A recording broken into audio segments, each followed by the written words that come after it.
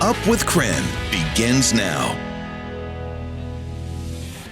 Good morning. Welcome to Up with KREM. It is 6 o'clock. I'm Nicole Hernandez. We got to start with our meteorologist, Thomas Patrick, like we do every morning, because Thomas, it's going to be 70 degrees today, and you say it might be the last time we see it, right? It could be one of our last 70-degree days of the year. I can't guarantee that because, funny enough, remember a couple weeks ago I mentioned, this will be our last 80-degree days of the year.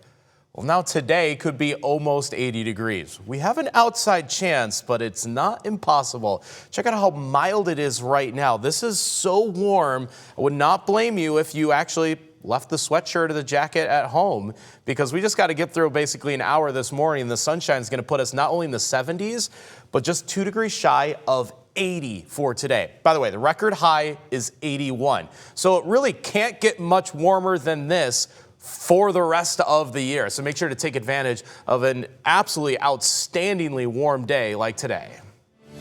Love that, Thomas. All right, let's take a live look at traffic now at I-90 and Pines. You can see there's not too much traffic. We've got the normal amount of cars for this time in the morning. It's 6:01 now, and you can see things are looking pretty clear. I'm looking at our traffic maps, and it looks that way pretty much across our entire region. So if you're heading out the door right now, you shouldn't expect any major backups. An update this morning on the former Gonzaga baseball player accused of vandalizing the state capitol. We now know he is 29-year-old Gunnar Schubert. He is now charged with second-degree burglary and third-degree malicious mischief. He's accused of breaking into the Capitol building on Sunday with a hammer. Officials say he caused about $750,000 worth of damage. The Washington State Patrol says the attack didn't seem like it was politically motivated, but said Schubert was having a mental health crisis. The teenage hit-and-run suspect on Spokane's South Hill appeared in court yesterday. Defense attorneys asked for more time to review the evidence, so the judge set a new trial date for January 26th. The 17-year-old is accused of hitting and killing Chaz COO Sarah Doxey. Doxey was 48 years old and just out on one of her regular runs with a friend. The teenager pleaded not guilty to charges of DUI and vehicular homicide. Police say he ran from the scene and they found him 2 miles away. Also in court yesterday, a Spokane County woman pleaded guilty to several charges for stabbing a Spokane County sheriff's deputy in the neck. It took less than an hour for a judge to sentence Gloria Endress to more than 2 years in prison. I'm extremely regretful about what occurred, and I want to do everything I possibly can to live a bright future and do the right thing.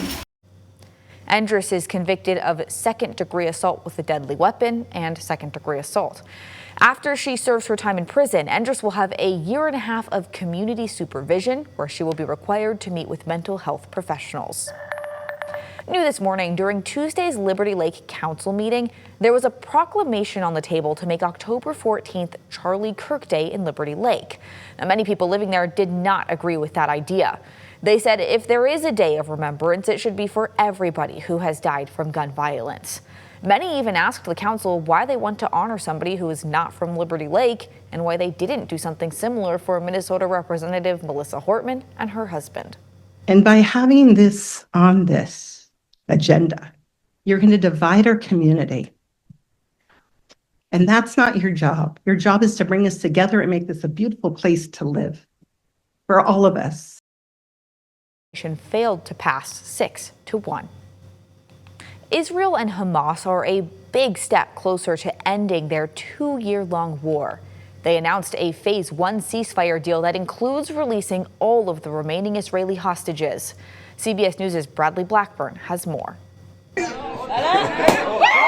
Celebrations in Tel Aviv and Gaza after the U.S., Israel, and Hamas said they've struck a Phase 1 deal for a ceasefire and hostage release. President Trump took a victory lap last night on Fox News. This is peace in the Middle East, and it's an incredible thing. This video shows the moment President Trump told family members that the hostages will likely be released early next week. The hostages will come back. They're all coming back on Monday.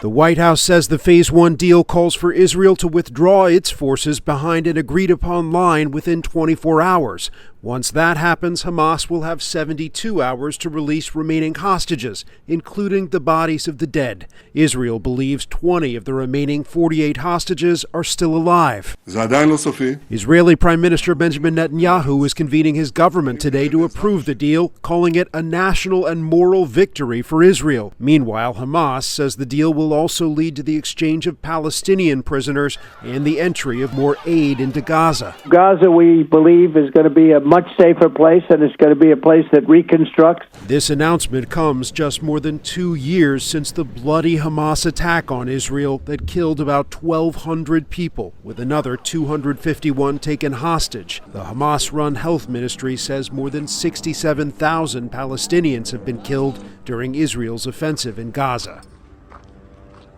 So lucky that he was not taken from me that night. I was a single parent for 6 years until I met him.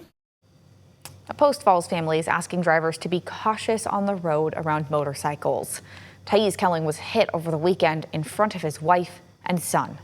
Post Falls police say a driver ran a red light on Highway 41 at 16th Avenue. That driver hit Kelling, who was riding his motorcycle. He now has multiple fractured bones and torn ligaments, meaning he cannot provide for his family right now. When we're driving trucks, SUVs, cars, we are in something that is 1,000 times heavier than a motorcycle. Post Falls police say they gave the driver 3 citations. 1 citation is a misdemeanor for inattentive driving, but the Kelling family says that is still not enough. Well, this month you might be seeing the color purple a little bit more. That's because October is Domestic Violence Awareness Month. In efforts to advocate for survivors, a unique partnership is formed here in Spokane. KREM 2's Brandon T. Jones is live this morning to let us know how you can help. Yeah, good morning, Nicole. We always see these Lime scooters. They're zooming all across the streets of Spokane.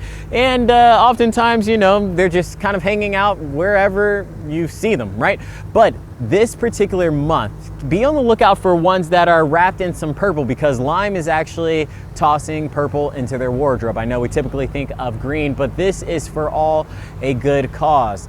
YWCA is partnering with Lime Scooters, and if you're able to use any of those purple wrapped scooters, basically they're going to be donating the proceeds to YWCA, which is in connection and works directly with domestic violence survivors here in Spokane. So you can also support through the Lime Hero program. Maybe you're not a scooter or bike person, and this again is going to be benefiting the YWCA 24-hour Intimate Partner Violence Helpline.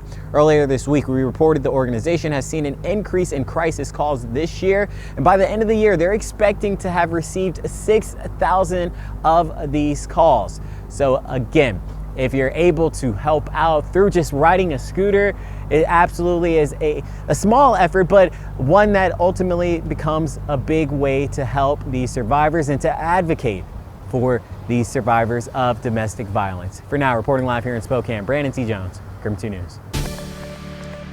Thank you, Brandon. We are in for a very sunny day today and a very warm October day. I cannot understate how close to record highs we're going to end up being. At 78 degrees, that would be just 3 degrees shy of the record. We've got a little bit of light cloud cover that's just trying to drift through, but this is not going to really disturb us at all. Yes, you see some rain towards the Cascades and on the west side, but it's not moving towards us. It's just going to circulate over the west side really for a couple days before it arrives either late Friday or Saturday. So undisturbed, temperatures well up into the upper 70s, or even have an outside chance at 80 degrees today and our record high temperatures.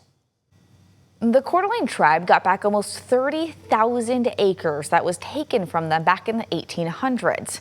It's land that was part of the Panhandle's Game Management Unit just south of Coeur d'Alene. Now, this is a big deal for the tribe. Chairman Chief Allen said, quote, "This land is part of who we are." The tribe has been working to reacquire culturally significant land for decades now. This sale is affecting hunters, though. Our news partners at the Coeur d'Alene Press say as the tribe works out managing this land, it will no longer be open to the public for hunting, at least for the time being. So if you're heading out, you should check the Coeur d'Alene tribal hunting regulations.